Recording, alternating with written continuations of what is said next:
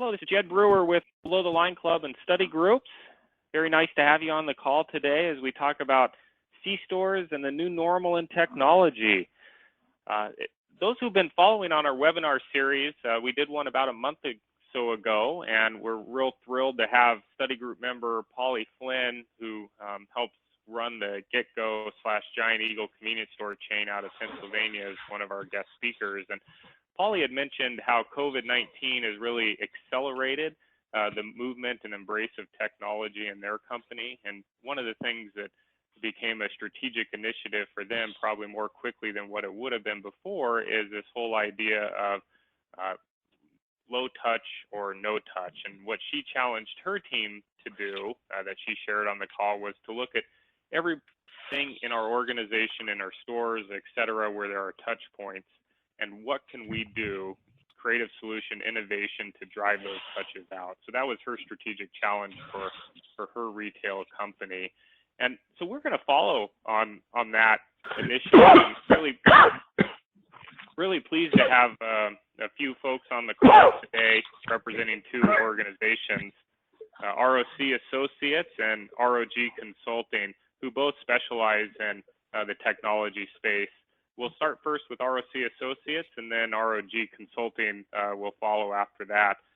With ROG, I'll introduce them both a little bit later, but will be Mark Lotzstein, who's the president, and then John Strickland Jr., who's a senior consultant there. And some of you may be familiar with John's name. John's a former study group member who's used to be involved with family business in North Carolina and is now working with ROG Consulting.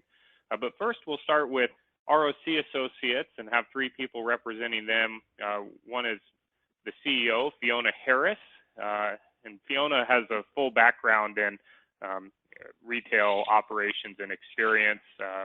Used to operate a retail franchise herself, had worked for an 800-store chain in the past, so the breadth of retail experience. And then Josh Carr, who's a partner of Fiona's and is the COO of ROC. Josh will be giving a little bit of the state of the industry as it relates to technology. He's also specializes in the retail tech space, where his background is, and specialty also in back office systems. And then also with ROC, who'll be chiming in too and sharing his experiences, Dylan Maxwell. And Dylan has 15 years of tech experience in the retail hospitality industry, and a lot of experience in technology and data management systems. So welcome each of those individuals on the call. We are recording this. We are going to make the recording available to everybody should you want to share it with a colleague. We'll also make available the slides that have been shared to each of you after the call. I have you muted just so we can avoid some background noise, but encourage you to ask questions. We want this to be as conversational as possible.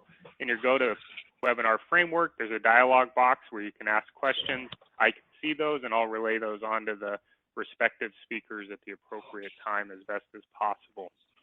So with that introduction, Fiona, I'm going to turn it over to you, and we'll allow Dylan to pull up your slide deck. But Fiona, dive into C-stores, new technology, and what we need to be thinking about in this low-touch, no-touch environment.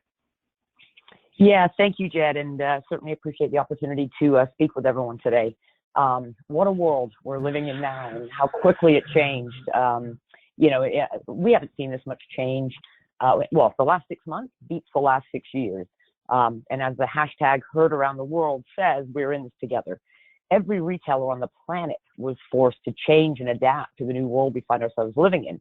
Unfortunately, it happened so quickly that we had to change by default and not necessarily by design. So that's one of the things that we want to talk about today is how do you formulate a COVID strategy? Because everything we've done so far has been quite reactive, and we need to have a longer-term sustainable plan. So that's some of the things that we'll talk about today. You know, we've even learned a new language when you think about it. You know, I don't think there's a day that goes by that I don't hear the term social distancing, which I hadn't heard before. You know, essential services, we're deemed essential services. You know, we have a frontline team. So there's even a new language around our industries and our businesses. we've had to watch our sales drop with everybody staying at home. Revenues drop. Making matters worse, many of us have had to deploy more labor for cleanliness and other things in the store while possibly paying premiums to those employees. So, the problems have been kind of stacked on top of each other.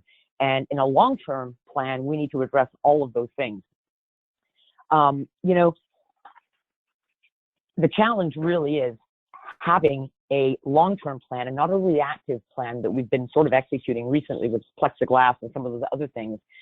That's why, at ROC, we felt it was important to help our customers put together a COVID strategy that introduces those long-term changes. We need to reduce labor, but more importantly, we need to address the consumer demand for a different retail experience. I've said to several people that even if we have a vaccine tomorrow, consumers are really going to shape the new normal. They're going to drive how we, plan to operate our retail environments in the future going forward. So, we're still in the middle of this. We don't know when the end will come, but we certainly need to begin to plan for a long-term strategy. We've been working on a Fiona, project. sorry to interrupt you. I'm getting a little feedback in the background, so if you're, please mute yourself if you're not speaking at the moment. But go ahead, Fiona. Yeah, I hear it too. I don't think it's coming from my side. Sounds like an airplane taking off in the background. I know it does. Or somebody walking around.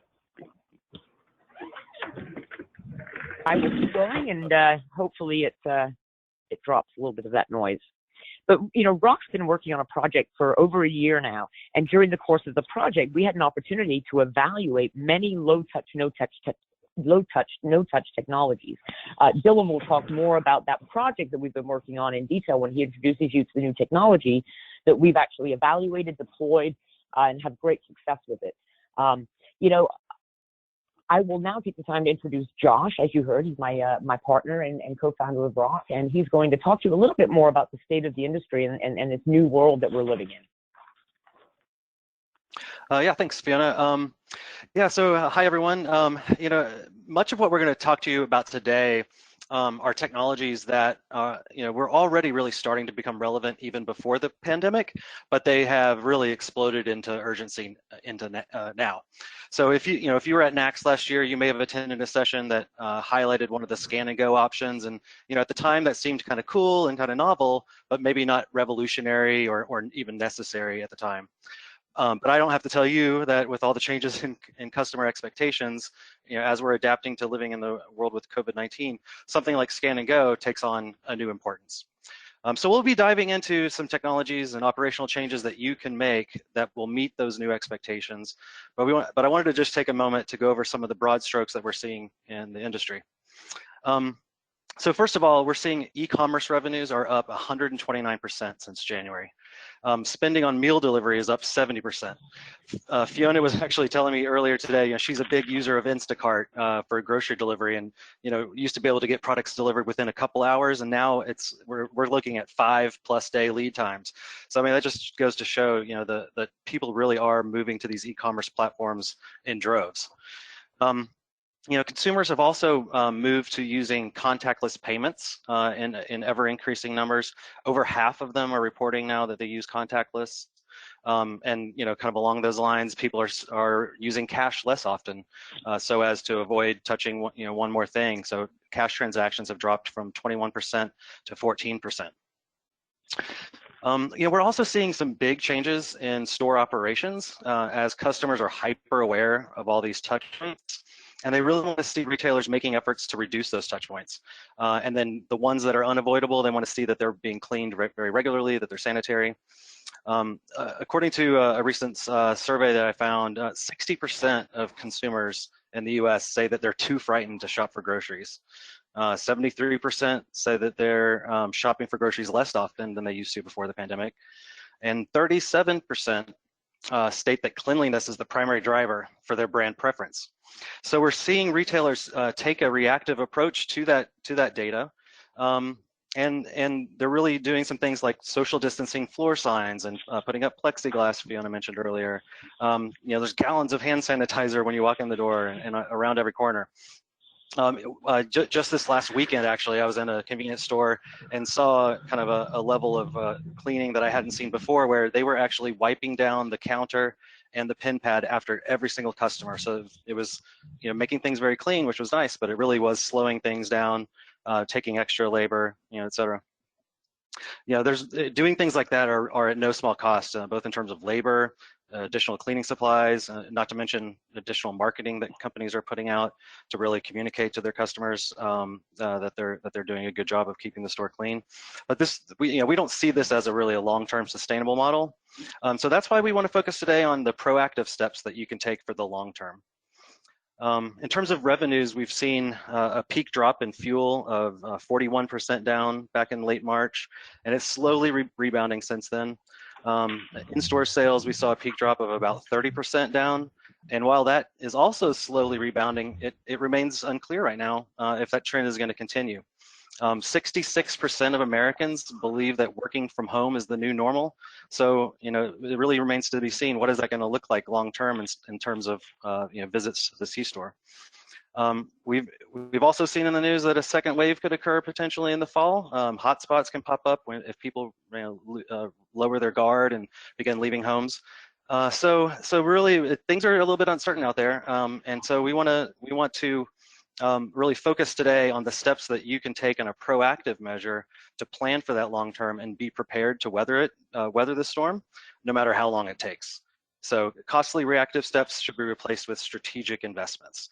So right now I'm going to turn it over to Dylan, and he's going to walk you through these trends and technologies that we think that you guys should be looking at and putting into action to keep your stores clean, your customers and your team members safe for the long term. So take it away, Dylan. Great, thanks so much, Josh.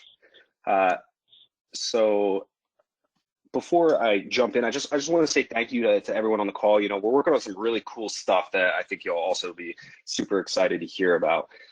So having a safe arrival is really critical to the guest experience, and it's important, as Josh mentioned, to really market that to your consumers. Right, so the more transparency that you can offer your guests is going to increase that likelihood that they'll choose your brand over others. So, besides all the technology that I'm going to walk through today, marketing is going to be your single biggest asset to really capture that share of spend, right? And we're not here just to talk about technology and operations, but we're also happy to develop that marketing strategy that really fits your brand. Okay, so now that the guest has arrived and determined that it's safe for them to shop, we really need to tackle the amount of contact points inside the store, as you can see here by this infographic, right? And the most impactful contact reduction method is, of course, social distancing.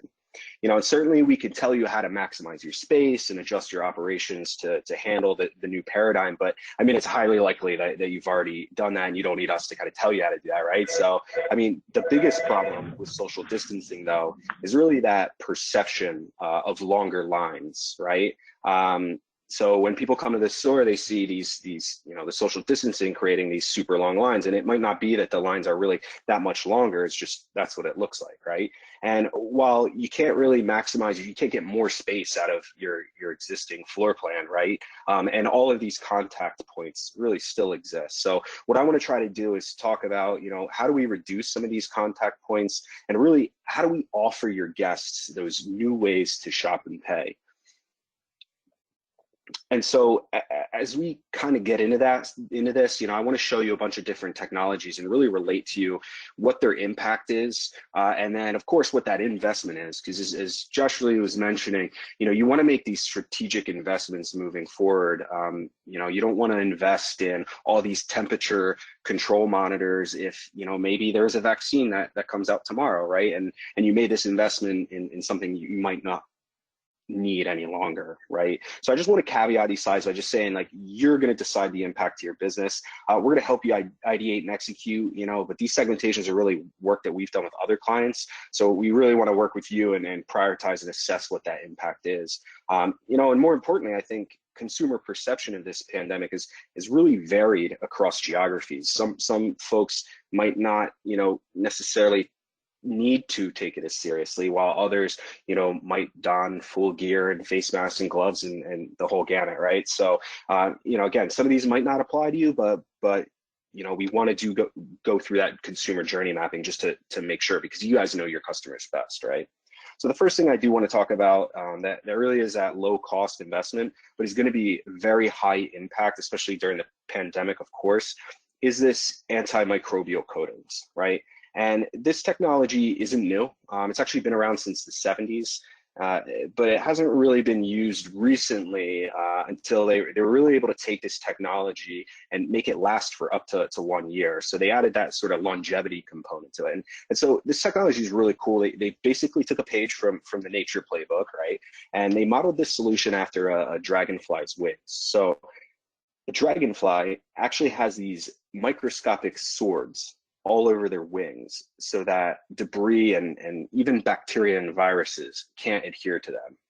So someone's able to kind of take this concept and create a cleaning solution out of it, which is, I think it's just genius, right? So now we'll come out and we'll kind of use electrostatic guns to spray this all over your store. So shelves, technology, point of sale, digital displays, I mean, everything, you name it, right? And it'll last up to 1 year with minimal cleaning. So, we can actually test this for you, right? You coat one pause, and then you come back in a few months and test it again. And you compare it against an untreated point of sale, right? And compare that difference in bacteria. And I'll tell you, it's unbelievable. So, and there's also this 90-day format as well. So it doesn't require that electrostatic application, but you do kind of have to use it more frequently. And again, as this starts to become more prevalent, that little bit of marketing goes a long way so that when the customer sees that, for example, a sticker on the door as they walk in, they'll have that much more confidence in shopping in your space. And that's one of the biggest things that we can do to kind of mitigate the impact of this virus and handle a lot of these touch points. So the next thing I want to talk about is autonomous cleaning. And, the CDC is providing guidelines for increased cleaning frequency, and certainly the potential for employee callouts, right? So you're able to augment your workforce with robotics and cobotics like autonomous vacuum and floor cleaners, again, to keep up with that new demand of cleanliness. And some of these robots also can test air quality index. They can provide data feedback on frequency and location of cleaning to optimize those routes.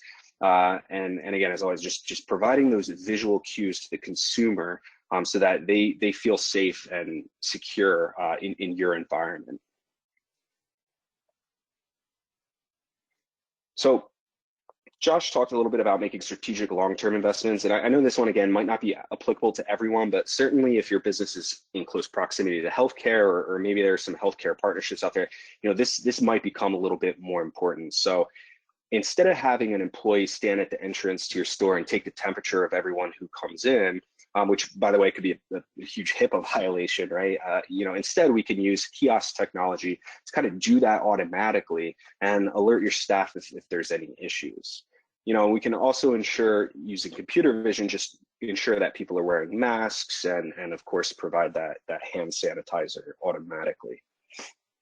And now, hey, Dylan, of course, Dylan, one question on the antimicrobial coating that you mentioned at the beginning. When you use this coating, can you still clean dirt from the area?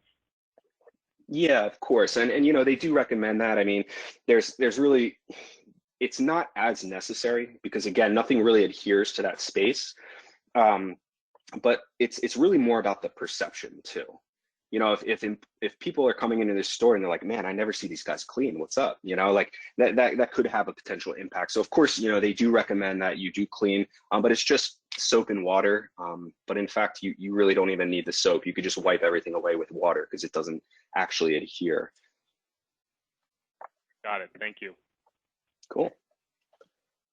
And Dylan, if I can just maybe add to that as well, disinfectants that are out there today that all of you are using in your stores, the key to them is that they're only effective when they're wet, and they all need a dwell time of approximately 2 minutes to have an effective, killing the bacteria and any potential virus.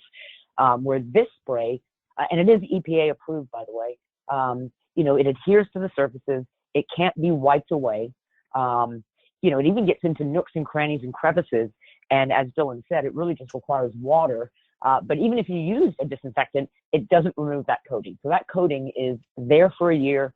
Water can wipe down anything that may have caught onto the surface. But, it's a much longer term plan with, reduced labor, reduced cost of cleaning supplies.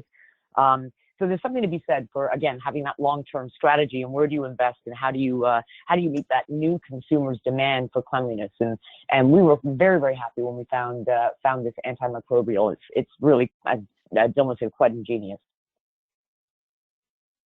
Yeah, it's super one cool. person just asked, I know you guys don't want to get into kind of sales things, but they said you're referring, it sounds like, to a specific antimicrobial product.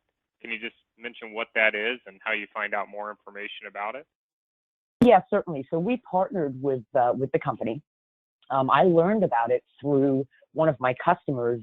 It's a tribal nation, and we help them with the convenience stores, but they also have casinos.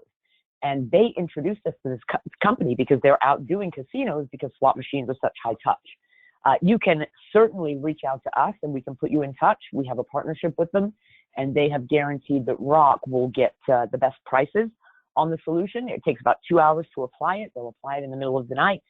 And the only preparation is that you wipe down surfaces before they apply it so that it does stick to all those surfaces. The product's called TrueClean. But again, we have a partnership and are guaranteed best pricing. But if anybody's interested, reach out to us. I can certainly provide you a deck that describes the solution. There's been a lot of scientific testing. In fact, this solution was deployed in Wuhan. They treated the laboratory where Corona was thought to have started, but they also did all the municipal buildings in Wuhan. So it's had great success internationally, and now, of course, it's becoming much more interesting during this pandemic. All right, sounds good. So it's called TrueClean, and so ROC can share more information about it, is what it sounds like. So if I'm hearing you right, cleaning is obviously one area, sanitation, autonomous cleaning that you're talking about. I know you've got some other things, so I want to give you time to continue on. Sure. Yeah. Great. So back to the sort of kiosk solution, right? The same concept can be used by your frontline workers to, again, ensure that safety, right, and to make sure that they are wearing masks and sanitizing and those types of things, right? But in this case, we can integrate into workforce management applications to make sure that they can't clock in if they're sick, right? If they clock a temperature over 100.4, right, they'll be asked to go home and come back when they're feeling better, right? In addition to that, we can integrate into other systems, security camera systems, right? So that way you can track, glove compliance, hairnet compliance, amongst other things, right? Just to, again, ensure that safety and make sure that your guests feel safe, that we're doing everything that we can to kind of support that. Another thing that we've worked with are these pathogen sensors that can be installed at sinks that can detect how well you've washed your hands. You wash your hands, you put it under the sensor, and it detects those pathogens and recommends a rewash if it's not clear.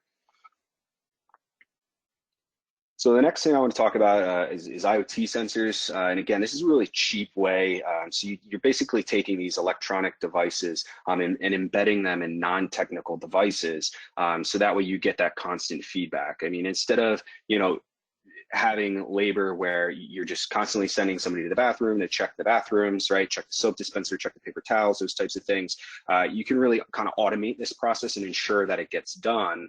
IoT sensors can be embedded in any dispenser. It can be embedded on a door. So that way, hey, after every say 25 door opens, send somebody to just check the bathroom and make sure it's clean. I mean, I think everybody's well aware it's really kind of key differentiator for customers is bathroom cleanliness. It's really sort of a high score of importance for a lot of people.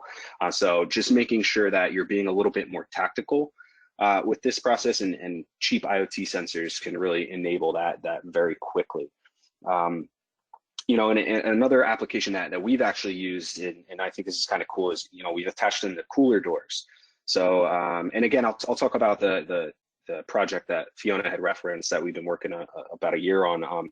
But we embedded these in some coolers where we can now track every cooler door open, right? So after so many cooler doors get opened, we come in and wipe those down, just again to make sure that the customer sees that and that we're making sure that everything's safe.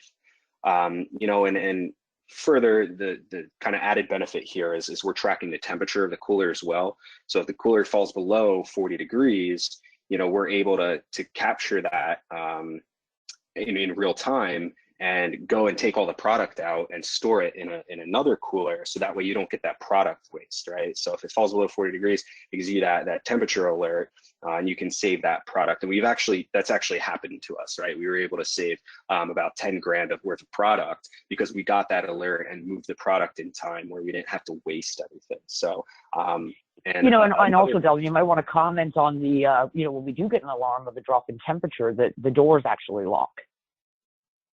Right. Yep. So again, just making sure we have those key safety features, so a guest can, open that door and grab a product that maybe now need to be wasted because it's out of temperature, right? And another quick cool thing that we did is we used it to actually focus advertisements. So if we look at a cooler bank, we can see which ones are being opened more often and at what time. So we can focus advertisement in those locations, again, just as like a marketing tactic to ensure that we're letting our consumers know about different things.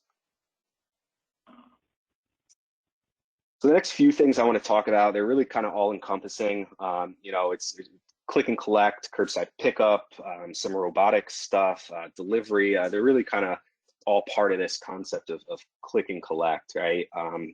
And this is really starting to get now more into the shop and pay technologies, right? Enabling that shop and pay to reduce the line, reduce those contact points.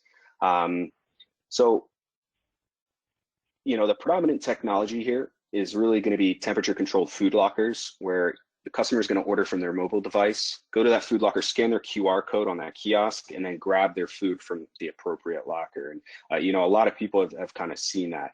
But that kind of requires a little bit higher of an investment, but I think it still might be worth it again to reduce those contact points. A little bit less investment is curbside pickup. And especially if you already have an app or an ecosystem to leverage, it's really more about how you kind of handle those operations to maximize that throughput and not add any additional stressors on your current workflows, right? And it's really important also to note here that if you don't have an app infrastructure, or let's say you do, we can actually remove that. We're seeing more and more that people are really in this sort of app fatigue. There's an app for everything, and I got to download something to get something, so there's really that app fatigue. And what we can do is we can remove that infrastructure entirely by using things like natural language processing. And NLP is the sort of technology, I'm sure everybody's seen it on websites you visit, right? The little bot pops up and it says, hey, how can I help you, right? It's really that same concept, except it's optimized now for mobile. And this way, ordering whatever you need can really be as simple as sending a text message. So another option, and one that's really rapidly accelerating, especially right now, is food robotics. Especially someone that doesn't want to get into the fresh food space, or that does want to get into the fresh food space, but maybe doesn't want to make that investment, or maybe they don't have the room for expensive infrastructure like a cafeteria or a full-on dining space or something like that.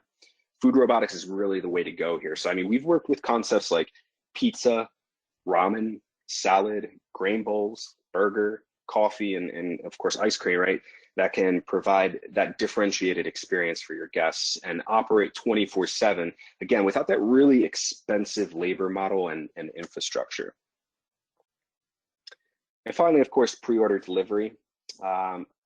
Delivery and mobile ordering, as Josh mentioned, has really skyrocketed over the past few months, and that mobile adoption has really never been higher.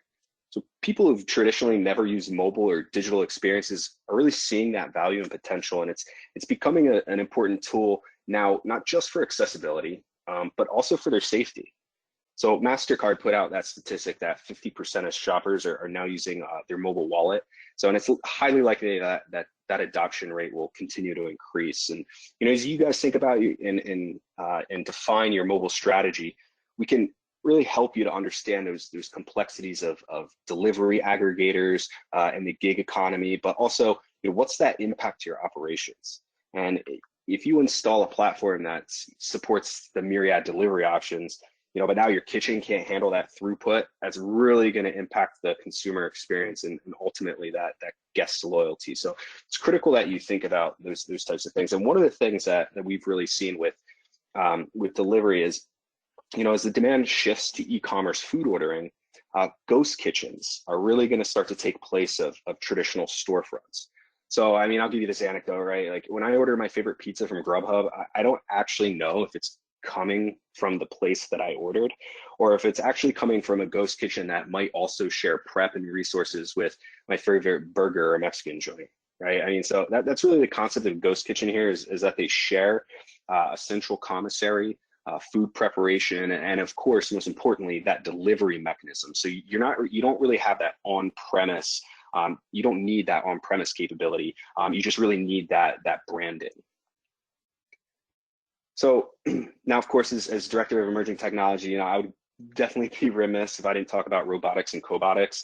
So real quickly is, pickup and delivery is becoming more frequent. Besides temperature-controlled food lockers, autonomous robotic delivery is going to really provide that full contactless experience for both employees and consumers. And reducing those human dependencies are going to be crucial for safety, and certainly to mitigate that potential in the increase in employee sick days. I mean, robotic delivery is really in its infancy right now, but I mean, there's a lot of cool stuff, a lot of cool cobotic options out there that can really augment. And cobotics is really about augmenting and supporting your staff. So cobotics are really about working alongside your staff as opposed to fully autonomous robots, right? So there's a lot of great stuff out there. I know Bear Robotics is one that supports a full restaurant model to help expedite orders, food prep, and clear tables and things like that. So next I want to talk about and Dylan, just a couple minute wrap up too, because I know we got to move on to the other team too. So thank you. Sure, yeah, no problem. So I do want to touch base with Scan Pay and Go. This is going to replace your self-checkout, really turning your mobile device into a point of sale without having to download an app. And it's really just as simple as scanning a QR code, going in, shopping, grabbing your stuff and leaving. And the next point I wanted to talk about is computer vision self-checkout, and that's really that next evolution of self-checkout. This is leveraging computer vision and deep learning to detect products. And I love this video because you could really see the difference in the throughput. Now, of course, it's sped up a little bit, but if you're counting the number of people going by on the left side there, you'll see 7 people make it through before 1 person makes it through that traditional cashier manned point of sale on the other side. So again, leveraging the computer vision for that, and it already comes pre-configured with NFC or tap and go payments. But I do want to take the time to talk about computer vision just real quickly, because the next one is really important, right? So computer vision is just that technology that's developed for self-driving cars, just so they can identify every object in front of them. So if I see a person on a bike, I'll decelerate. If I see a red light, I'll stop. So that's the same concept for retail, but somebody saw the potential for this technology in retail, and it's here to stay. I mean, if we're looking at broad-based trends, this is really the one that's up and coming and here and really the future. I mean, it's here, it's now, right? So this is the next evolution of that, right? If you really want to scale up your computer vision, let's talk about full-scale computer vision enabled frictionless retail, right? And we're super proud of this. This is what we've been doing for a little while now. We actually launched the second ever frictionless store in North America, and that's second to Amazon Go. So pretty impressive feat. This is the store that we developed for a client in Southern California. It's operating today. It's open. And we're working on launching many more, but the key thing here, despite obviously except for all of the cool technology that's here, we actually launched this March 23rd amid the COVID pandemic. So we actually opened this store in a sort of luxury condominium space during the pandemic, and realized that it was absolutely the right thing to do. So we can operate this store completely remotely, right? And the only contact is the vendor putting the things on the shelves. And so we were able to operate it remotely, and we decided that if the tenants had to go out to get things that they needed, well, it was better to kind of stay local and be that really last mile or last 1,000 feet to get the products that they really needed. We're also working on a minified version for gas station pumps. So you authorize a transaction to pump your fuel, you now have access to that mini store on the island there. All right. Well, Dylan, thank you very much. We're going to move on to Mark, but in the slide deck that I'll send out afterward, we'll have contact information for ROC. So if you have more questions about any of these things, what options are out there that are available, that they'll be happy to visit with you, of course. But the big picture that I see is there's just a lot going on in this space, and which is exciting. And so we really need to be on top of it so we can continue to drive our chain forward into the future. So Mark Watson, I'm going to make you the presenter and flip the controls over to you. And while you're accepting those, just want to share briefly about ROG Consulting. They were founded in January 2010. Mark is the president and owner of the company. And Mark himself grew up in a family that owned and operated a grocery chain of 13 stores. So has that experience as an operator, retailer. Used to be a VP of sales for an industry software company. And I know he's worked with his company with several study group members successfully in the past. And his firm is he would describe it, software and hardware agnostic, in the sense that they don't select or receive any money from vendors, but he tries to stay abreast of what various technology is out there and then make recommendations to best fit whatever the needs are of the specific company that they're working with. And then John Strickland Jr., who works with Mark, as I mentioned, he's a former study group member, used to run a chain of convenience stores, family business in North Carolina before selling that, and has 29 years of experience doing it, and used to sit on the BPAMA technology committee, so has a lot of experience as it comes to technology, which is really his area of expertise. So Mark, John, allow you guys to take it away and share with us more about what we need to do from a technology front in this new normal that we're operating in. Thank you, Jed. Appreciate that. Folks, want to thank everybody for taking the time to join us today. I know everybody's very busy, and obviously in today's even more hectic than normal world, time is at a premium. That being said, let me jump right into our presentation. While we do believe that COVID-19, there is a new normal, I think it's important to realize that this pandemic basically came out of nowhere, has dominated all aspects of life for the last few months. But as anything else has happened in the past, this is a significant swing of the pendulum in one direction, and to some degree, it will come back towards the middle. I don't think it will ever return exactly where we were a few months ago, but I also think we need to be careful about not focusing too much on where we are today, because we are going to make some type of return back to where we were. Again, it's just to what degree. I think there will always be some level of concern about folks going in store. There might be certain changes to state and other laws. So we need to take that into account. My parents are in their mid to late 70s. They basically have yet to go out and do anything, and they're very uncomfortable with certain thoughts. And let's be honest, the majority of convenience stores out there, smaller footprint, aisles that are closer together, and not exactly known for cleanliness. So I think we need to work very hard on how we're going to get these folks either back into the store or look at other avenues to get income and revenue out of them. I would point to Home Depot and all the major supermarket chains, as ROC mentioned earlier, ordering online, loyalty programs, delivery or pickup in a closed locker. These are all technologies that are up and running today. There is nothing new and amazing about a lot of these technologies. And again, as ROC said earlier, the current situation is just pushing us forward at a greater rate of speed and making the need to differentiate ourselves more important than it's ever been. I think most of us would agree, while there are certain companies out there that have embraced technology, in general, we are not an industry that loves new technology. In many cases, it's expensive, and we don't see necessarily enough of a return on that investment. But I think in today's world, we need to really look at embracing certain aspects of technology and change, or we risk the possibility of being out of business. John, do you want to take this slide? Yeah, in the new normal that we're in, do you look at your software, your website, your technology in general, is it a cost center or a strategic asset? You need to check and make sure you have the staff set up to manage the areas effectively. Are you using the data that the system provides you effectively? The new battleground, if you will, is synthesizing all the information you get and turning it into something that makes you more money. I'm a technology guy, but I'm not a fan of technology for the sake of technology.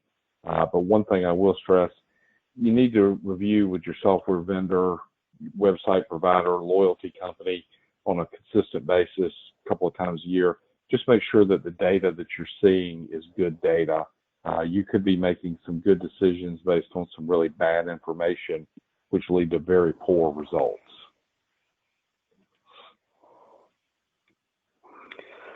We're going to break this presentation down a little bit between software, website, loyalty, and so forth. So on the software side of things, because it is your back office software, your connectivity to your POS, that's driving a lot of what we're talking about. On the process and procedure side, now more so than ever, we need to look at our internal processes. What is automated? What is manual? With less folks being in the office, with folks working remotely, we need to maximize what can be done automated versus manual. Many cases, when we ask folks, why do you do something this way? The response is, well, we've always done it this way. This is how I was taught to do it. We need to look at those processes, ask people internally about this, and recognize where we're doing things that are causing extra work, not utilizing the software as effectively. The next thing I think is we tend to get bogged down in too many things that are not necessary.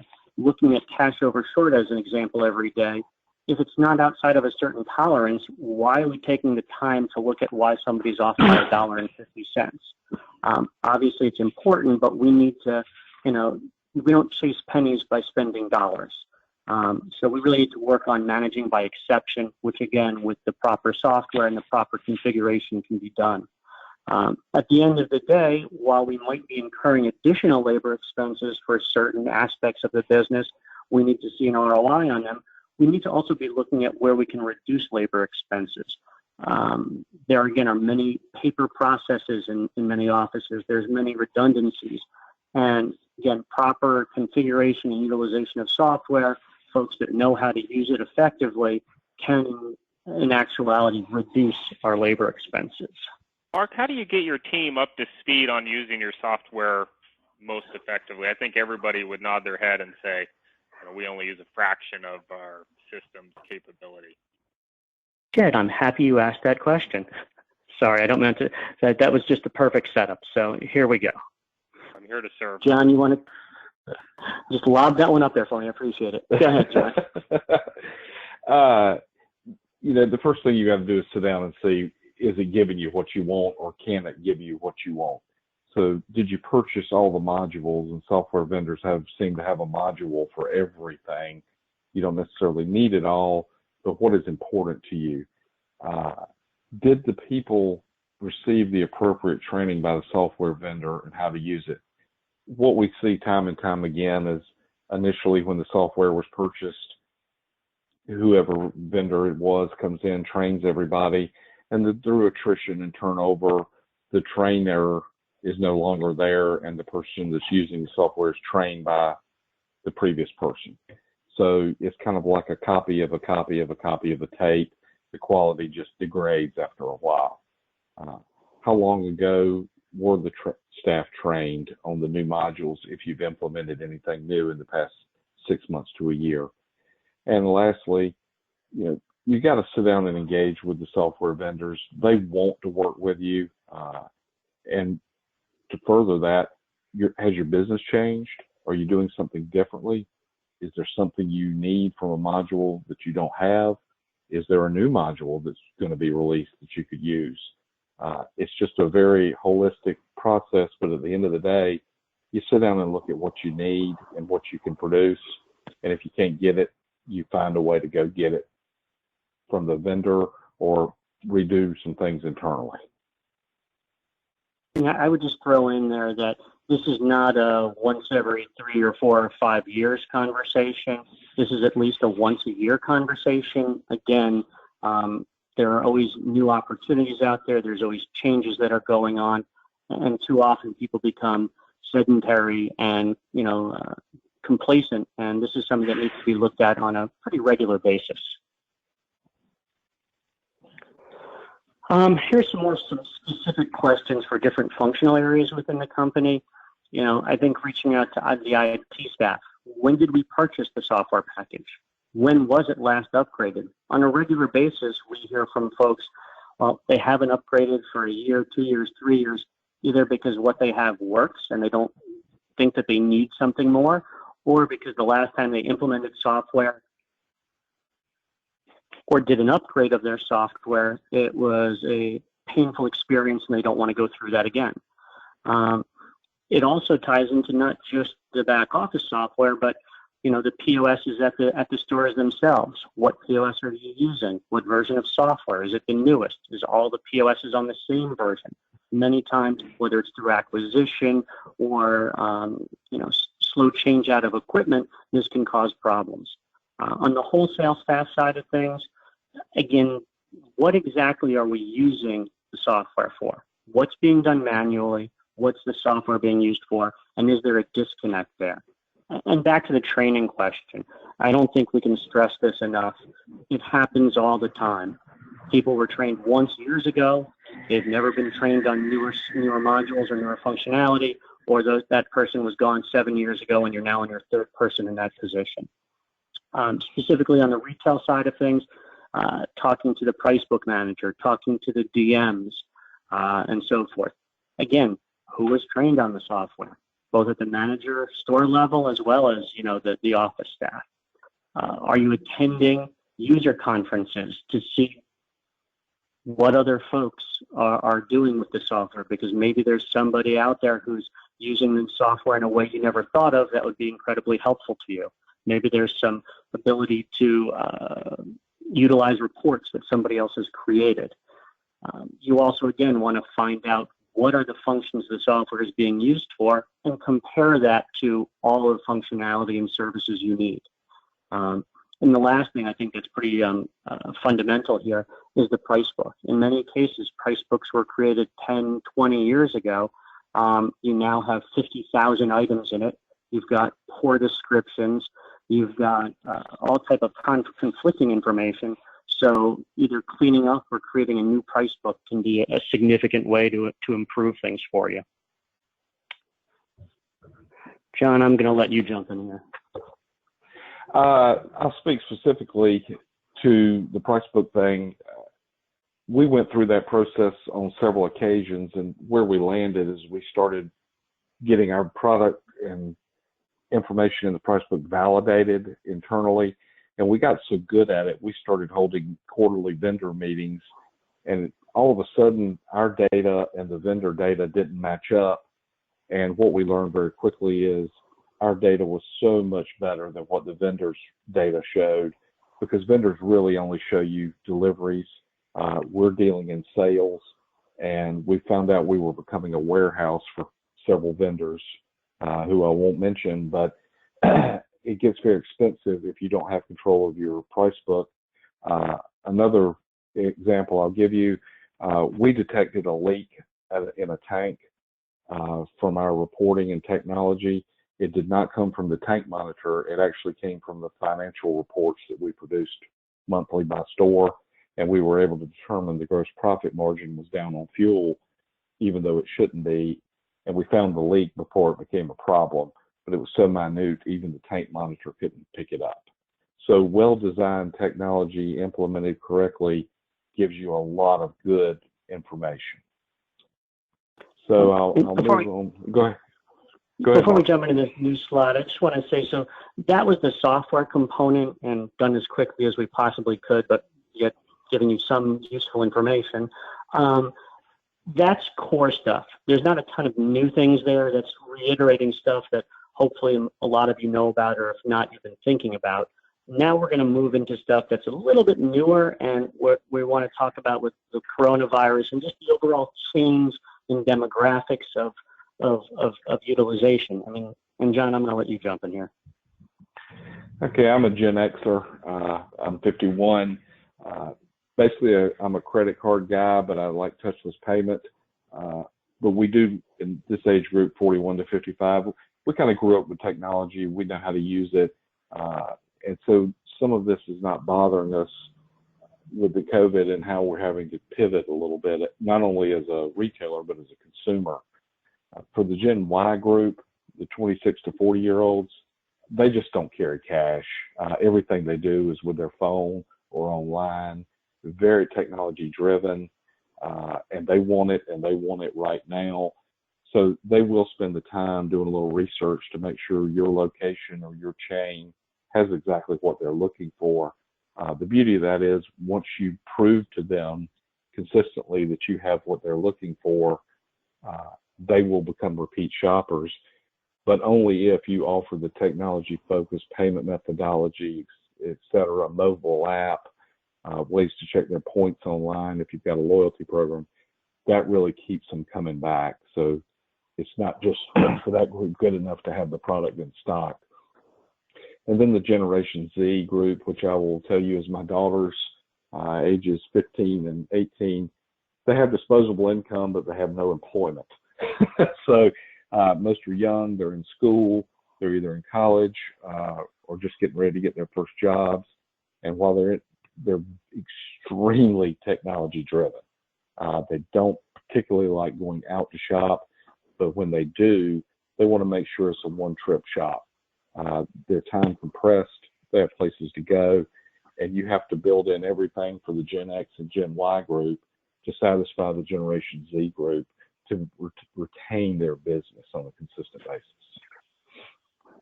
That's a good point. I picture Gen Y and Gen Z as saying thank you for all the technology that's being accelerated, largely due to what COVID's going on. Yeah. And we have to remember, you know, our customer of today is not our customer of tomorrow. Similar to John, I'm 51, and I'll be here, God willing, for a bunch more years. But you know, we need to be thinking about who's going to be driving, you know, our revenue not just now, but 3 years, 5 years, 10 years down the road. So, speaking specifically to the website and the importance of your website, I guess the first question is, do you have a website? And by that, I don't mean one page about your company or something listing your locations. I'm talking about something that's an up-to-date, dynamic website. You know, when was it last updated? Websites are a living, breathing touch point with your customers. You need to update it on a regular basis. And when I say a regular basis, that varies for retailers versus transport versus wholesale. Retail is regular basis is daily, weekly, monthly at the worst. For the folks on the wholesale and transport side, you know, that's a different animal and requires less updating. I think many folks create a website utilizing either internal staff or a third party, but has anyone checked to make sure you're actually reaching the people you want to reach and getting feedback from them?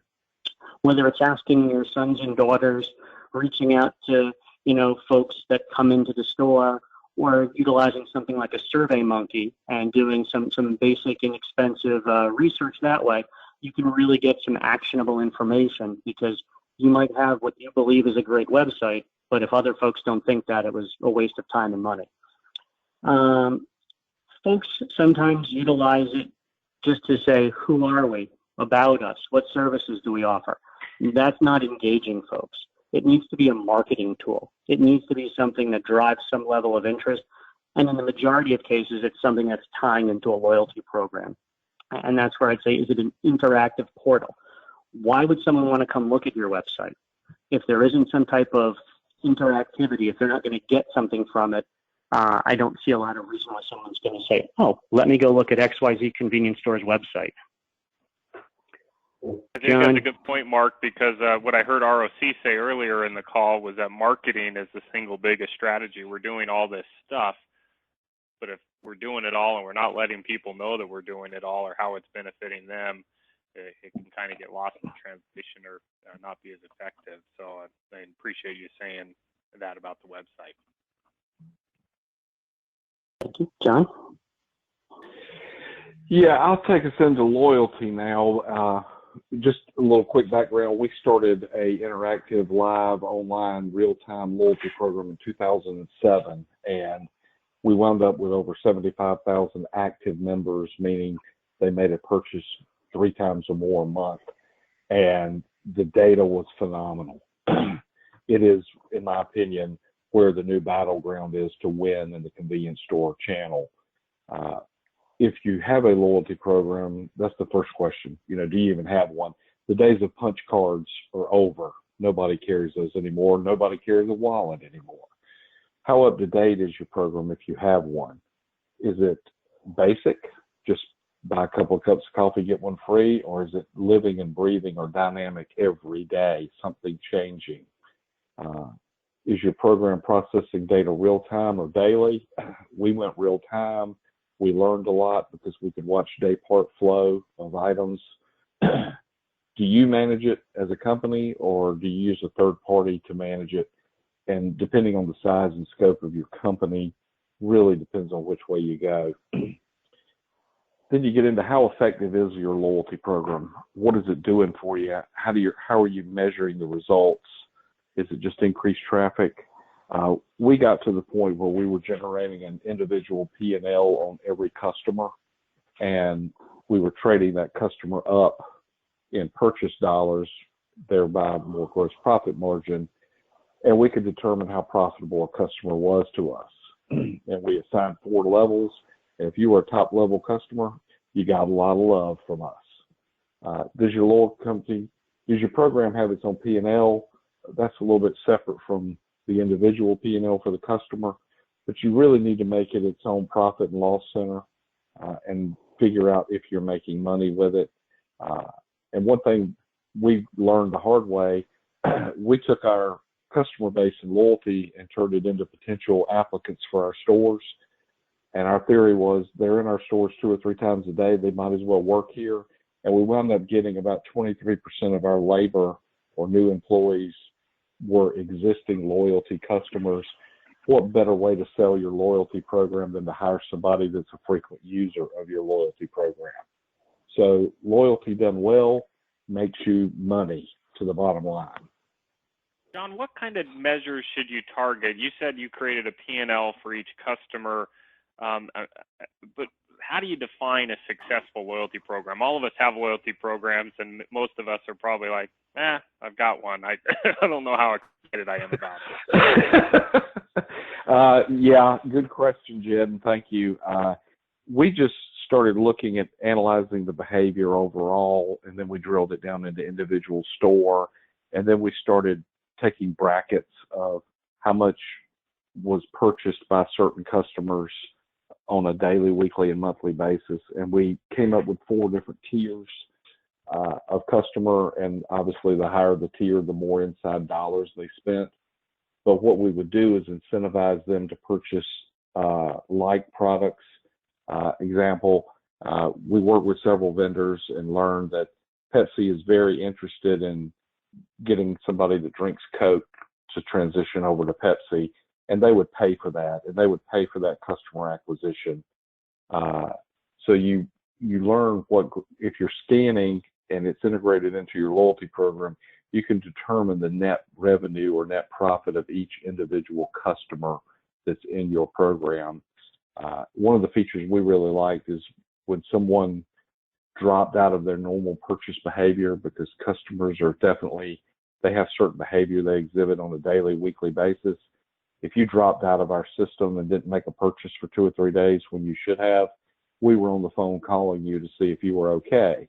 Were you on vacation? And we didn't get that deep into it, but, we wanted to learn why we missed your business. Have you moved? And things like that. So it determined our spend on you. And lastly, when you know how much profit a customer is providing to you, you know how much to invest back in that customer to maintain his business. It's interesting, we did not spend the most on our top tier customers because they were coming multiple times a day anyway.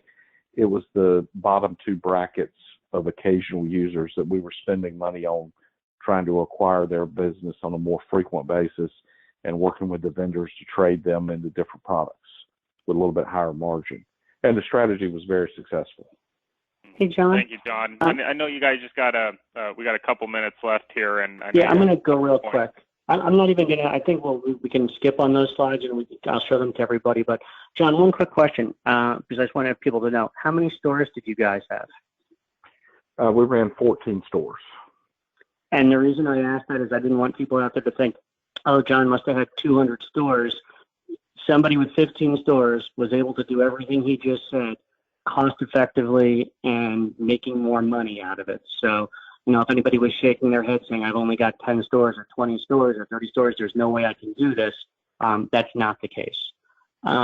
Real quickly, and Jed will be sending this out to everybody, we have a slide about utilizing a website and loyalty for online ordering, delivery, and curbside pickup.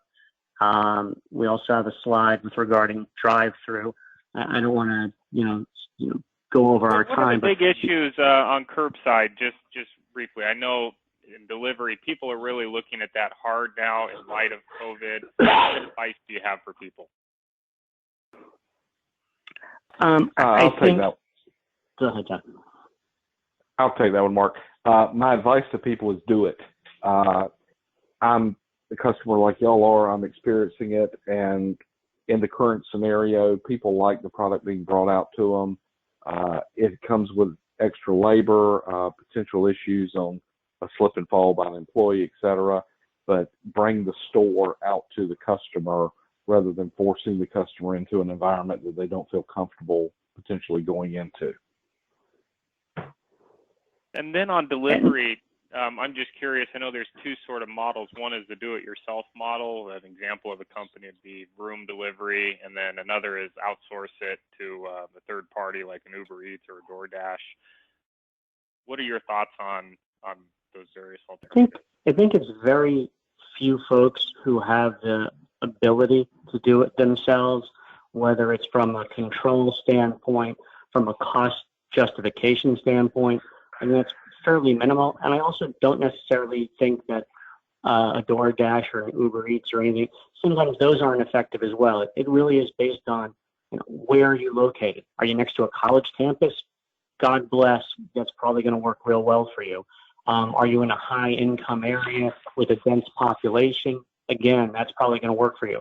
If you're in rural Illinois, where it's quite a distance between folks, you could have a thriving great business, but this aspect probably isn't going to be in your best interest. All right, thank you.